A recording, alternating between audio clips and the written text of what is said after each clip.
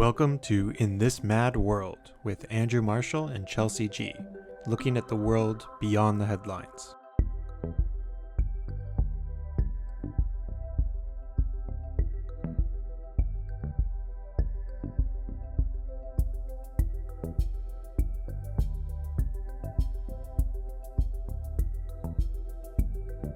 This is our first episode, our third attempt at a first episode. I am Andrew Marshall. You may introduce yourself. Chelsey Gilfilm, thank you for allowing me to do that. And why don't you start us off with a question? Because we want to take on big topics, but make them understandable and approachable to normal human beings. You don't need doctorates in order to understand the world, but we'd like to take on some big topics and thought we'd start with the light current subject matter of Israel-Palestine and super light, exactly, really casual. Totally. And so why don't you start us off with some thoughts and a question, and either or? So I guess I kind of started us off with just being like what the hell's happening in Israel right in this moment. Which incidentally we are recording on August 7th. Yes. Just for reference. And I just feel like a few other people would be wondering the same thing. We all keep hearing everything about the ICJ rulings and all of the laws and international laws and war laws that they're breaking, and we're all sitting back, just being watching this unfold in live time. We've already read about it in history books in previous years and decades that it's happened. We all know what's happening is wrong, but they're not being held accountable. You see a lot of countries rising up and saying they don't stand with them, but then they're still doing business with them. And then you see the ICJ rulings say that if you are still doing business with doing those types of deals with Israel, then you too are technically breaking the rules. But then countries like our own are still doing those things. So it's just I don't understand, what holds them accountable? Why would they stop? Until someone stops them. That's the question. Right? Yeah. And it's I feel I'm watching Hitler in live motion because he became so insane and felt he was unstoppable. He had to literally be stopped, killed, ended to be stopped. And it's I feel we're getting to that level where it's either his own government's going to take him out, or it's there's going to be an uprising and he's going to fucking flee out of there. I don't know. And then it's just crazier people are going to come in. You're talking about Netanyahu, I'm assuming? Yes. Yeah. Sorry. Yes.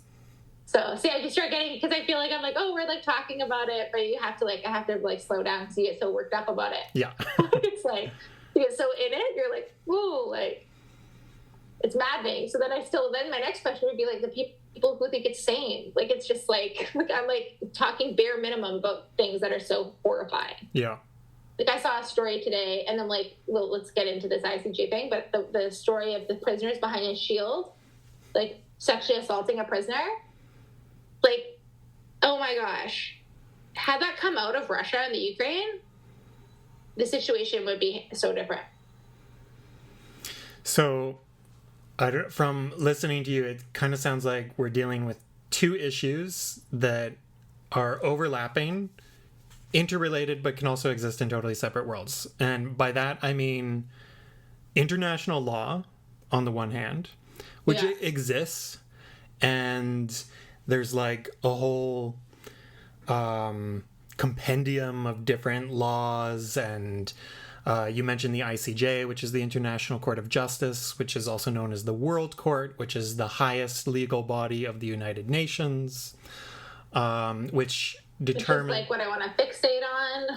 Yeah, it's an important one. But yet they hold no, jurisdiction. Well, they have jurisdiction. They do not have the ability to enforce their decisions. That's what it is, right.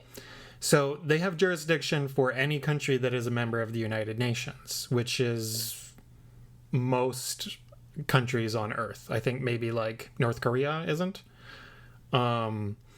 and like Korea. and a handful. But you have international law on the one hand, but then you have this other thing called empire, and states, nation states on the other. And while international law applies to nation states, the International Court of Justice, for example, tries only states. When you try individuals, it's the ICC, the International Criminal Court, which is outside of the United Nations, but still applicable to the world of international law.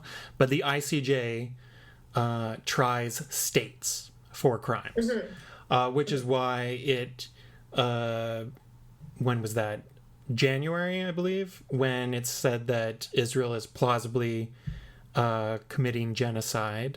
And then you had a ruling just a month or two ago on the occupation from a previous case put forward to the ICJ, which ruled that the occupation, the Israeli occupation as a whole, is illegal. And as you were referencing, anybody who supports, other states who support that occupation, including Canada, but mostly the United States, are also breaking the law.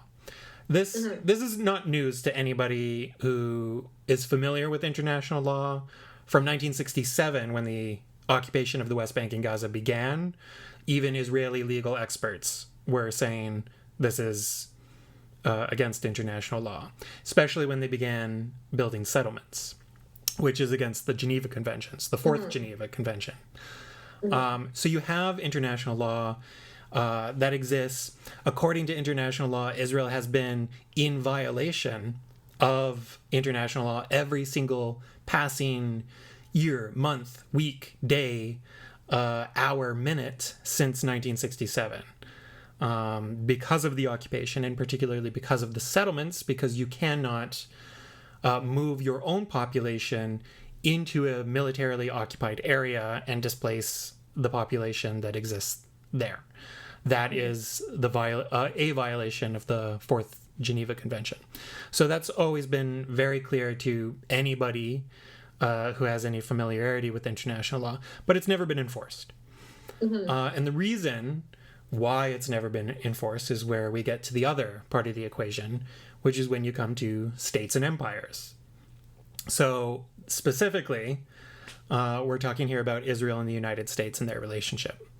And even more specifically, we're talking about the United States in this sense, because Israel is able to continuously violate many international laws endlessly and in like horrific violations because they've never been held to account for anything. And they've never been held to account for anything because they have the backing of the world's number one rogue state, which is the United States, which is the other biggest violator of international law in the world, probably more so than Israel when you just accumulate everything together. And it's crazy to think about. It sure is. I mean, you look at the Iraq War, which is, terrible. like that was a war of aggression based upon complete lies, and then it killed 1 million people. Massive occupation.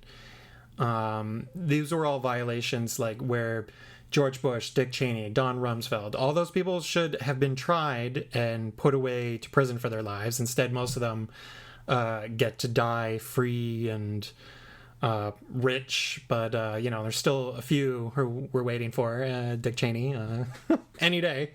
But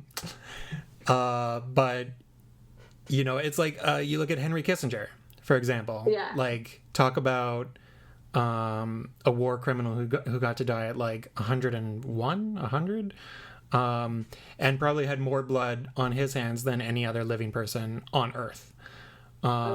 And he wasn't able to go to certain countries because there were arrest warrants out for him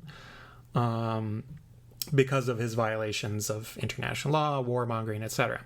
But when the U.S. has your back, you can do whatever you want. So the U.S. appealed to the ICJ in a case against Russia for war crimes.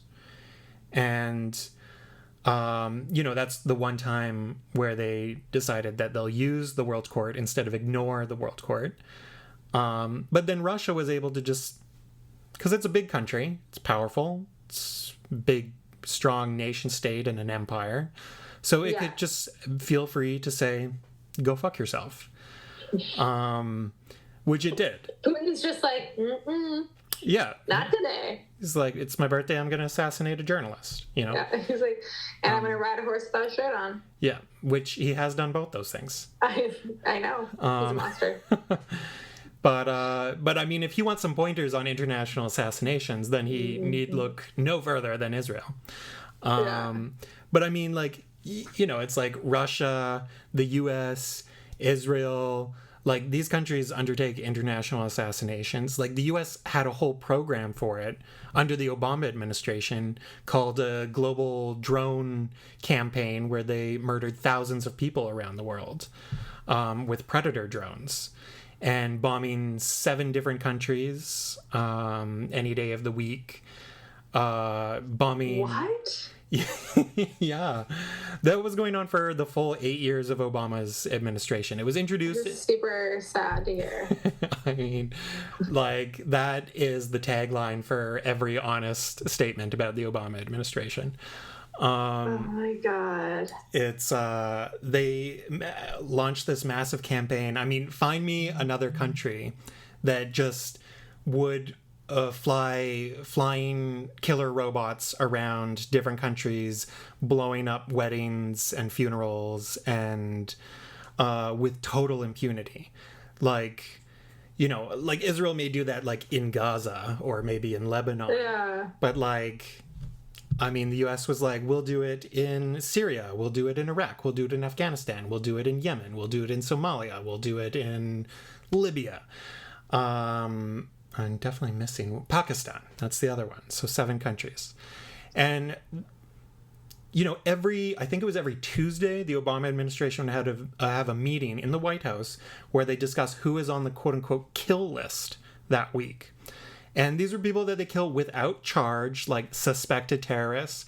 There was one incident, they've killed American citizens who were overseas, who ended up on their list. There was one incident, I believe it was in Yemen, where there was an American Yemeni father who was killed in a drone bombing, and then his son, who was a teenager, was also there and was also killed.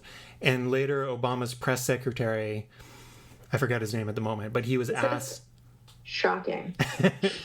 But wait, his press secretary was asked, you know, to comment on the U.S. killing like an American youth with a drone bombing campaign in Yemen.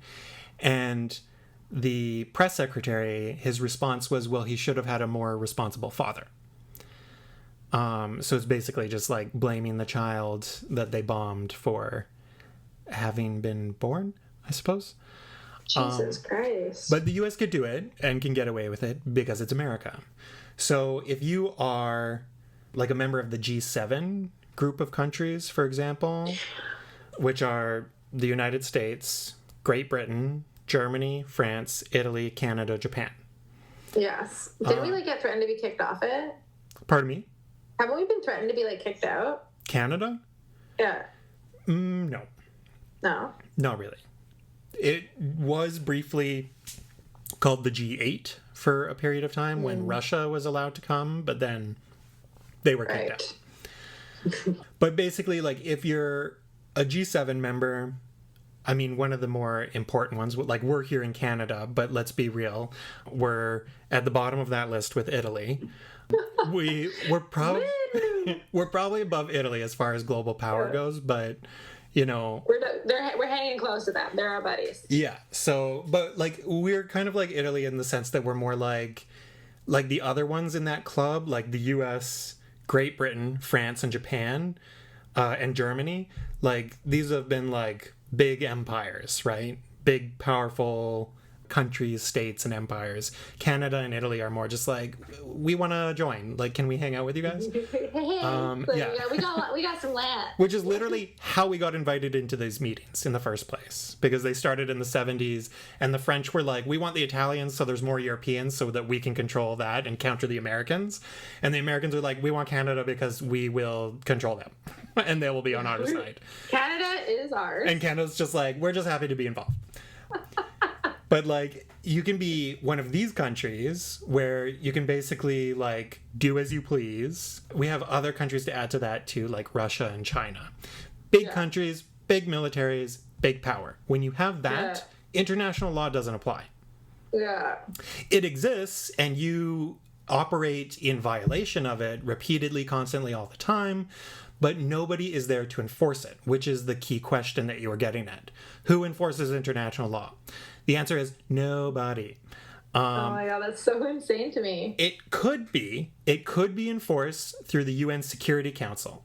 That's the highest decision-making body at the United Nations. And technically, that is their job, to prevent war. The Security Council is designed to, like, not only prevent war, but to enforce international law, all these things. And that was, like, the UN's original purpose, you know, was kind of like peace and to maintain peace and to stop these, like, world wars from erupting that periodically seem to happen in the first half of the 20th century. And the whole idea was that the UN will stop this, but then we decided to have this thing called, well, like at the Security Council, where it's like the main decision-making body, but we decided to have a veto membership. I know. What the fuck is that? For the 5 permanent members. And the 5 permanent... Okay, do you know who the 5 permanent members of the Security Council? I'm sure you can get some of them. Yeah, it's United States, Russia, China, Germany. No. Oh, Great Britain. Yeah. France. Ding, ding, ding. Okay. Germany is... We're not in it. No, we are not. They do have a wider part. Like, those are the permanent members, and then you have, like, the wider membership. Watching the votes, like, and seeing the fucking sad display that is the United States vetoing every time with their, like, token blood on their hands. Yeah, it's very upsetting. But that's not an unusual role for the United States. They've been doing that for 70 years. And the Russians have been doing that for a very long time. I believe it was actually Joseph Stalin's idea to have the veto power. I honestly feel like Russia and the US are, like, so similar in so many ways, but then, like, so not in so many other ways. But they are, like watching them fight, you're just like, you guys are, like, just 2 little bitches that just, like, so desperately want to be like each other.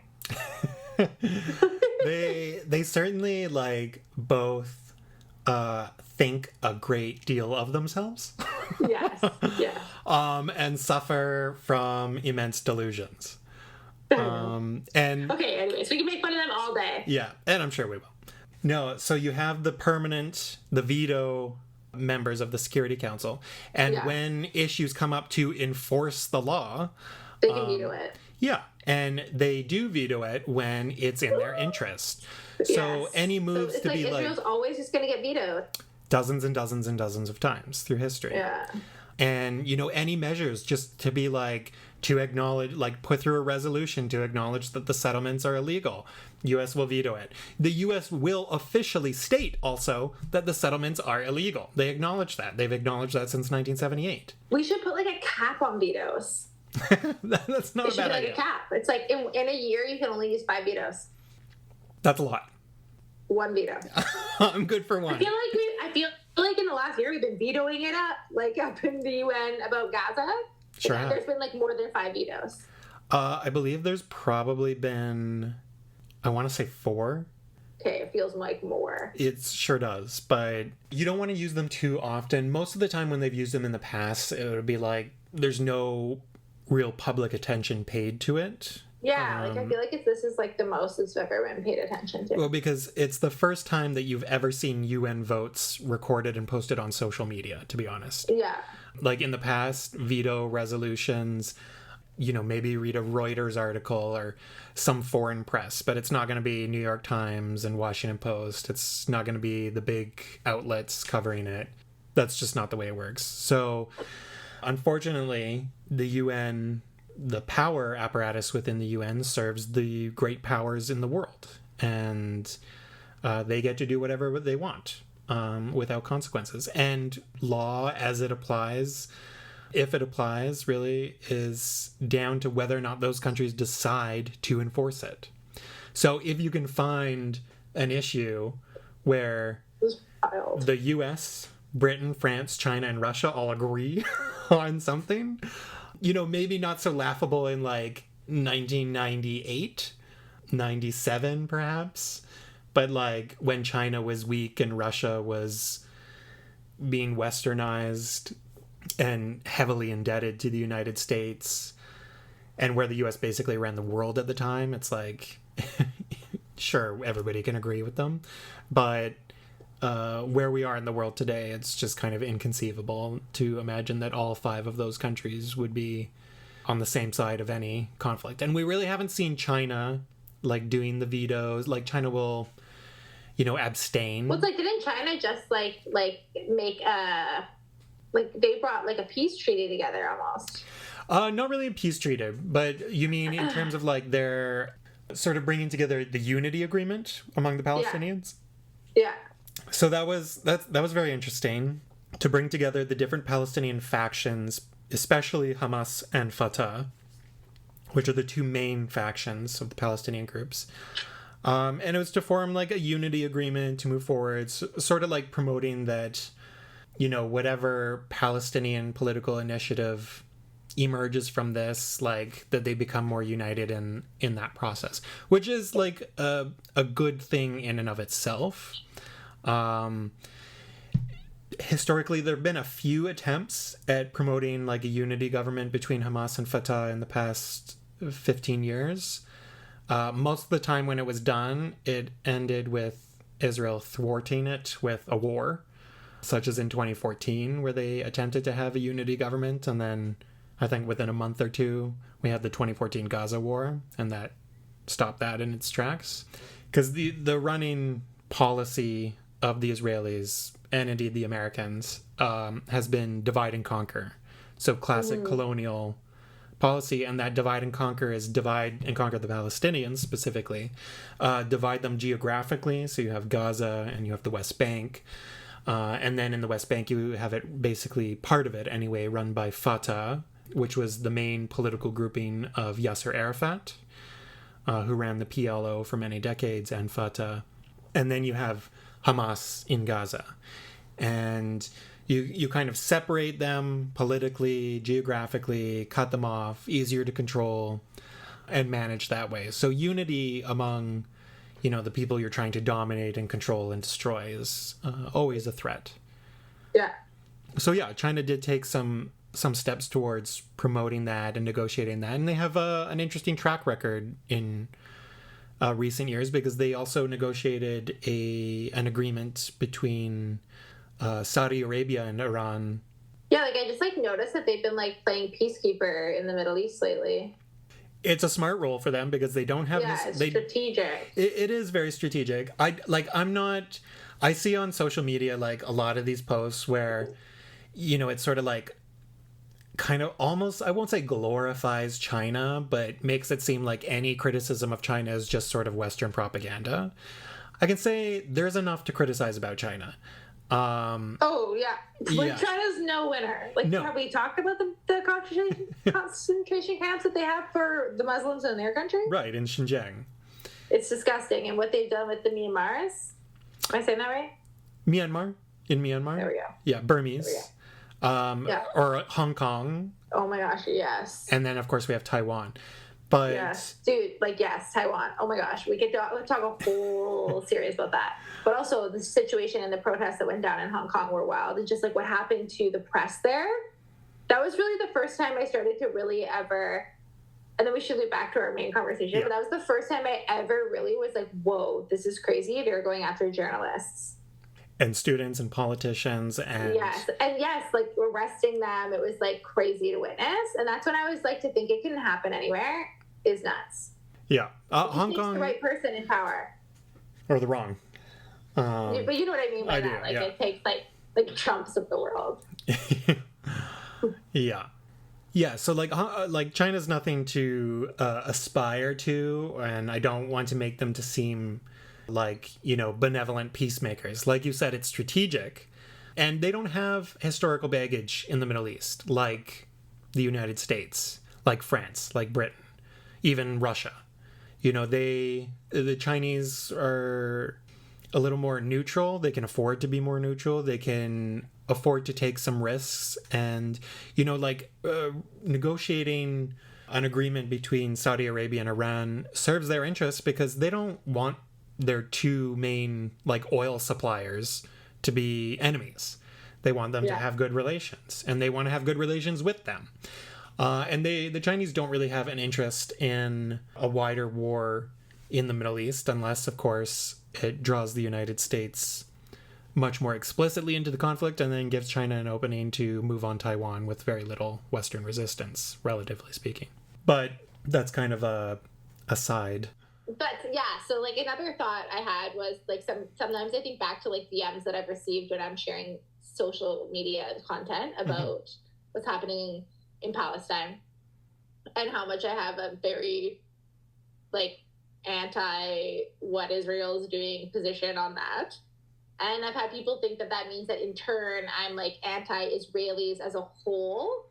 And I sometimes like I actually get like that often, but the first person that came to me about that was my brother, and I was really like shocked by that. Like I was like, what? Like I was like, I couldn't. At first it like took me a minute, but then I also made me think to myself, he hasn't really thought to himself about like really looking at the bigger picture. Like maybe, you know, like one or two people that like have like family that came from Israel to wherever we are now, or you've met them, and they don't feel that way, but now they feel threatened because of course maybe they still have family there. But you have to start to look at the actual people that are like truly living there and like statistics, and start to look at the early education when they're at a young age, where they're taught a certain narrative, like when it comes to Palestinians, and it starts really young. When I actually looked into it, it was shocking when you really, really find out how young they start to play this narrative in their mind that Palestinians are bad and that the Arabs are bad and that they're like a threat, and the only way for them to be safe is if they aren't safe. So it's like that not them, like that the Palestinians, like that they are not safe. Like it's you've always got to be on them 24/7. If you aren't, in turn, you're not going to be safe. Mm-hmm. And that starts at super young age, and it's kind of similar to how we are. If you take a deep thought, like look back into your own, like me and you were the same age. We were born in '87. Residential schools were still active. Yeah. And some people like are like, it's like we lived like in times like they were into going into the early 90s. I think the one in Canada was closed down in like 92 or 93, like something crazy like that. I think back to even little things in high school, like, and we, like you were in Seco for a little bit there, just certain things that were, now when you look back, you're like, that was odd. Like, and so but it was taught at a young age that there was like a difference between us. And if you really start to look at the way that you were talked to about it, taught about it, even through your parents or through friends or school, there was a bit of a misconception. If you really are willing to, like, be honest. Racism. Excuse me. I have a cough. Yes, there we go. Oh, you just something caught in your throat. Yeah. Like, so, and it's like, so racism's taught at a young fucking age in Israel. Oh, yeah. Like, real young. And if you look at it, the most extreme people right now are, like, the youth. They sure are. Yeah. Which is scary. It's very scary for a number of reasons. But your point is an important one. First of all, you brought up differentiating between the actions of a state and a population, which is very important. I think very important, especially in states where people don't actually have a say in their government. So when you look at countries like, for example, Egypt or Russia or China, or even Saudi Arabia and Iran and countries like this, where democratic rights don't really exist. Maybe there's some procedures. Maybe they have a vote, but, doesn't matter. Napoleon had votes. When you look at countries like that, you can't necessarily hold the population responsible for the actions of a government. Yeah. And it's important to differentiate. Like, I study political science and history in school, right? And have for many, many years.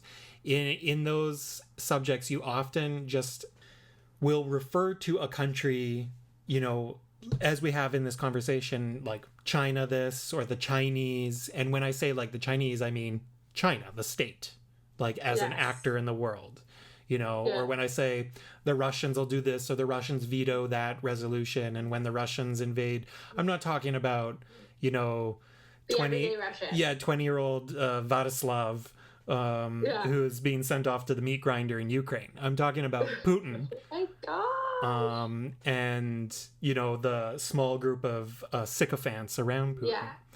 But then when you come to ostensibly democratic countries, by which I mean we have elections like Canada, like the US, you know, nobody's a perfect democracy, and we're increasingly less so, and we're increasingly struggling, and democracy is pretty much under siege everywhere. For what it's worth, for the minuscule amount of democracy that we have that exists is under attack. Dude, I'm kind of like nervous about that. yeah. With good reason. Oh my God, like I'm so terrified. But, you know, like Israel is this country that loves to remind us all how it's the only democracy in the Middle East, which is not exactly true. I mean, technically Lebanon has democratic procedures. It's a mess. Lebanon's totally failing state, but you know, how's Israel doing lately? Yeah. For all this talk of democracy. There's also even like some kind of more anarchistic democratic groups inside Iraq along the Iraqi-Syrian border that were fighting ISIS, and like women fighters, and I forget their name at the moment, but they have like probably a more vibrant democracy than anywhere else in the Middle East. But let's give Israel the benefit of the doubt, just as a thought exercise, and accept that they're the only democracy in the Middle East and should be treated accordingly. Okay, so let's start with that. That means that you have to hold them to a higher standard. So then, for example, their neighbor Syria, which has had a civil war since 2011, probably killed between 500,000 and 750,000 people, massive bloodletting, interference from absolutely everybody. Like the following countries have been militarily involved in Syria: Israel, the United States, Russia, Saudi Arabia, the UAE, Turkey, Qatar. Like, what are they doing? Why are they fighting them? Well, because it started during the Arab Spring, 2011, protests spreading everywhere. In 2011, you also had protests spring up in Syria, and the government responded by crushing them violently. And then you had the Saudis, the Emiratis, the Qataris start funding, because they didn't really like Bashar al-Assad, who's the dictator of Syria. They would often sort of butt heads, like kind of like with Muammar Gaddafi in Libya, who also had a rough year that year, but it ended with him not being alive anymore. And then in Syria, you had these groups funding and arming and training sort of more jihadist groups, like very extremist religious groups. It's out of that came ISIS. For example, and they were funding Al-Qaeda linked groups, and then the US and France and Great Britain were like, oh my God, we got to get in on this too. And so their CIA and MI6 and intelligence agencies were also coordinating with the Saudis and others and arming different groups. At one point in Syria, you had one armed group that was funded and armed by the CIA that was fighting another group that was armed and funded by the Pentagon. So you had the US funding, like there were at one point, the Defense Intelligence Agency, which is the Pentagon's intelligence agency, determined that there was about 900 different rebel groups in Syria. I think this was like 2013 or something. And so you have all these different groups, and everybody was funding them all, and it was just turning the country into like a black hole of blood and weapons. And that's where Hezbollah got involved, because they were allied with the Syrian regime. So they got involved, and they were fighting, you know, like groups like ISIS and Al-Qaeda. And so you had this whole maelstrom of violence and different groups that was encompassing Syria. So Syria is not a country that you'd uphold as like an example of democracy. Like we shouldn't like go there for a visit. Probably not. Probably. Like, it's sad because I believe the city of Aleppo, which Russia basically bombed to the ground, not as bad as Gaza, but until Gaza, it was one of the worst urban bombing campaigns in history. And I believe Aleppo is one of the oldest, if not the oldest cities on Earth. So it's like so much of our history, by which I mean humans, comes from the region that we are witnessing being turned into dust and rubble, Gaza included. Like, Gaza was the first place that humans traveled to when they left Africa. So when humans emerged out of Africa and walked through the Sinai, we walked into Gaza. And from there you branched out. And that's where settlement began, interestingly. Humans, this is not just Palestinian history. It's not just Jewish history. It's not just Middle Eastern history. This is the history of humanity in these places.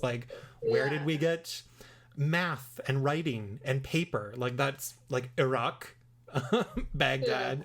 It's so much of our collective human history is in these places. Anyways, totally sidetracked. Democracy. Israel as an ostensible democracy. So basically the point that I was trying to make before I rambled off was that you don't hold Israel and Syria to the same standards. I'm accepting Israel's argument here. We're the only democracy in the region. Okay, so then you presumably would be held to a higher standard than Syria or Saudi Arabia, run by a psychopathic prince. Who him so much. Oh my god, who likes to dismember journalists and kidnap prime ministers. So fucked up. Yeah. And he's crazy. He sure is. He's my sister's age. Speaks volumes. Kidding, Meg, I love you. But he is he is a complete lunatic. But the reality is that you can absolutely compare Israel's behavior to these countries. In many cases, it's actually worse. They're all acting the same. But from Israel's perspective, you got to treat them differently because they're the only democracy. To them, that means deference and respect and silence. But shouldn't that mean you should be intervening and try to create democracy in Syria? Shouldn't you be hey neighbors, we should practice peace? The Israelis actually were opposed to all the experiments of democracy that came out of the Arab Spring, specifically in Egypt. And they were very happy when it went back to a dictatorship, a military dictatorship, because in Egypt they had their 1978 peace treaty, which was signed with the previous Egyptian dictator. And they feared that if democracy was successful in Egypt, because public opinion, and we're talking over 90% here, saw Israel as a threat, did not support the peace treaty, also incidentally they saw America and Israel as the greatest threats to peace in the region, which I would call a pretty rational view. And and so there was this idea, not irrational among the Israelis, that if democracy is fulfilled in Egypt, then it could put the Israeli-Egyptian peace treaty at threat. So they were not a fan of democracy. It's just very interesting that they constantly go on about how we're the only democracy in the region, but we want to keep it that way, which is the part that they don't quite say out loud.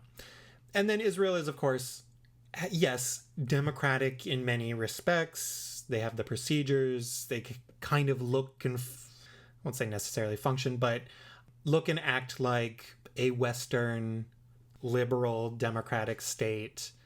Let's just quote some of the DMs we get. They have the only place where you can be openly gay. Yeah, in Tel Aviv. No. not outside of Tel Aviv. Yeah, it's because then it gets a little dun dun dun dun dun dun dun. But really, Jerusalem would have gay pride parades, but people would get stabbed, and that's happened multiple times. In 2005, they had I think that was their first pride parade in Jerusalem, and then some right-wing settler went and stabbed a bunch of people, and then he was put in prison for 10 years, and then he was released, and then a month later, he went back to the Pride Parade in Jerusalem and stabbed 6 people and killed a 16-year-old girl. What a monster! Current ministers, Bezalel Smotrich, the finance minister. I hate him so much. He held a counter-protest when he was younger to the Jerusalem Pride Parade called a Beast Parade, where they paraded donkeys around and claimed that like they too have pride, just comparing gays to donkeys and animals. And they also call it, they don't call it the Gay Pride Parade. What do they call it? The Abomination Parade. That's their, yeah. So yeah, gays, like, as I've been told countless times by very aggressive white gays, that like, why speak up for Palestinians? They'll kill you. But then I guess I have the right to go party on a beach in Tel Aviv. But it's like, okay, sure. That's all well and great. But there's this little interesting kind of historical parallel.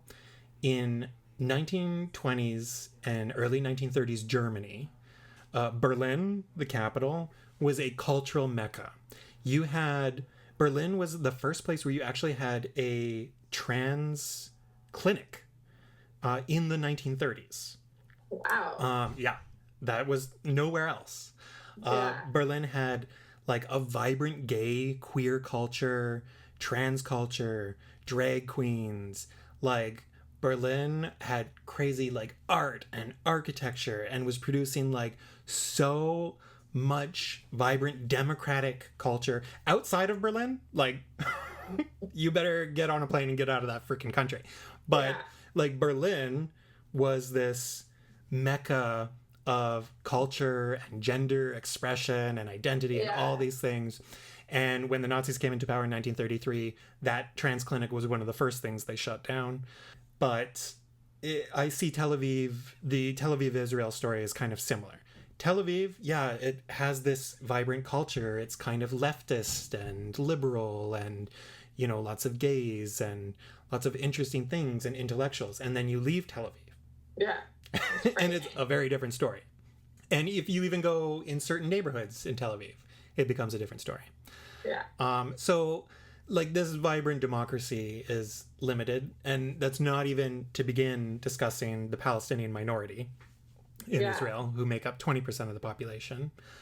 And those are the Palestinians who are not under occupation, but who are citizens of Israel. Yeah. They hold, like, Israeli passports, right? Correct. They have Israeli citizenship.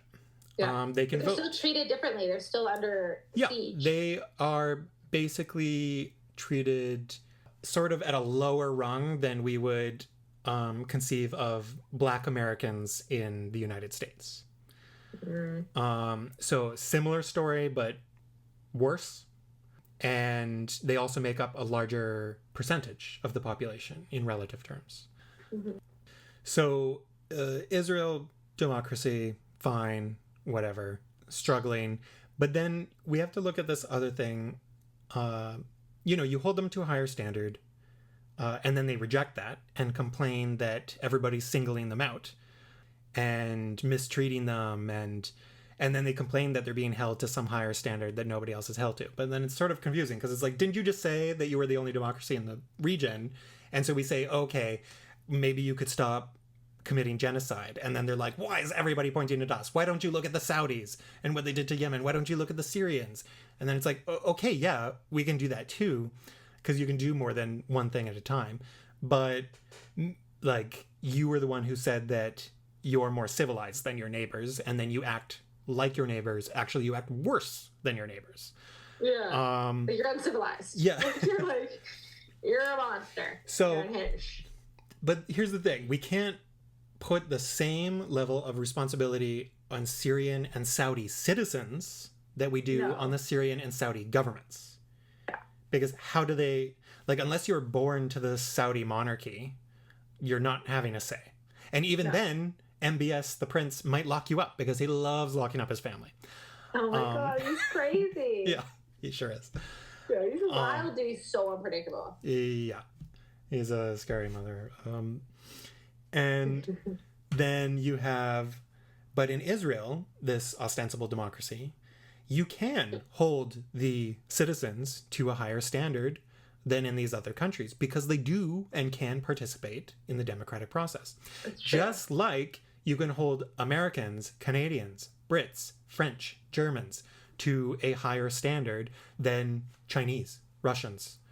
in their respective states, because our levels, that's the whole thing about being in democracy, it comes with more responsibility for the citizens. Unfortunately, there's also this very large overlap of stupidity and insanity with our citizens. And in the case of Israel, differentiating the state from the society, from the population, yes, it's important, but it's also important to acknowledge and understand the overlap, because this isn't the case of simply the Israeli government or the Israeli state doing horrible things, and that if only Netanyahu were gone, or if only this right-wing government were gone, then everything would be fine. That's not the case. And the population in Israel is so right-wing, is so extremist, and yes, not all. Like you were saying before, like not all, like there are these like Israelis who would sit here with us and agree and participate and like be adding so many things that we didn't think of to this conversation. Like I've learned from so many Israelis. I've like so many historians and journalists, and still continue to. These people are such a small minority in the country. This was part 1 of this episode of In This Mad World. Turn into part 2 to hear the conclusion. In This Mad World is a podcast from empireandeconomics.com, hosted by Andrew Marshall, that's me, and Chelsey G. Music by Francesco Caruso. Please subscribe, like, and share. Visit empireandeconomics.com. Thank you for listening.